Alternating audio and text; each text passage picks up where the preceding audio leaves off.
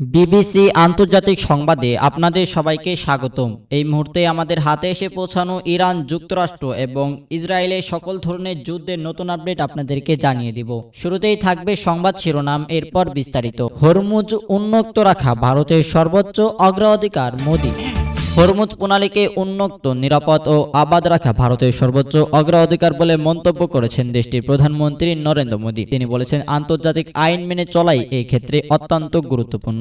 বার্তা সংস্থা এফপি জানিয়েছে, মোদী শুক্রবার সংযুক্ত আরব আমিরাত সফরের মাধ্যমে ইউরোপ ও পশ্চিম এশিয়ার 5 দেশ সফর শুরু করেছেন। আবুধাবিতে সংক্ষিপ্ত সফরকালে তিনি এই কথা বলেন। মোদীর সফরটি মূলত জ্বালানির নিরাপত্তা ও সরবরাহ শৃঙ্খলা উদ্বেগের মধ্যে শুরু হলো, যা ইরান যুদ্ধের কারণে আরও তীব্র হয়েছে। হরমুজ প্রণালী দিয়ে তেল, গ্যাস ও পরিবহন বিঘ্ন ঘটায় বৈশ্বিক জ্বালানি বাজারে অস্থিরতা তৈরি হয়েছে, যার প্রভাব পড়েছে ভারতের উপরও। দেশটি শুক্রবার পেট্রোল ও ডিজেলের দাম বাড়াতে বাধ্য হয়। ভারত বিশ্বের দ্বিতীয় বৃহত্তম তেল ক্রেতা এবং সাধারণত তাদের তেলের প্রায় অর্ধেকেরই হরমুজ প্রণালীর মাধ্যমে আমদানি করে, যা ইরান যুদ্ধের শুরুর পর থেকে প্রায় বাধাগ্রস্ত হয়েছে। আবুধাবিতে সংক্ষিপ্ত সফরে মোদী বলেন, আমি আমার দ্বিতীয় বাড়িতে এসেছি। তিনি সংযুক্ত আরব আমিরাতে প্রেসিডেন্ট শেখ মোহাম্মদ বিন জায়েদ আল নাহিনের সঙ্গে বৈঠক করেন এবং পরে নেদারল্যান্ডের উদ্দেশ্যে রওনা হন। সফরের সময় তার বিমানকে আমিরাতের আকাশসীমায় সামরিক জেট দিয়ে এস্কর্ট করা হয়, যা তিনি সম্মান হিসেবে বর্ণনা করেন। ভারতের পররাষ্ট্র মন্ত্রণালয় জানিয়েছে, এই সফরের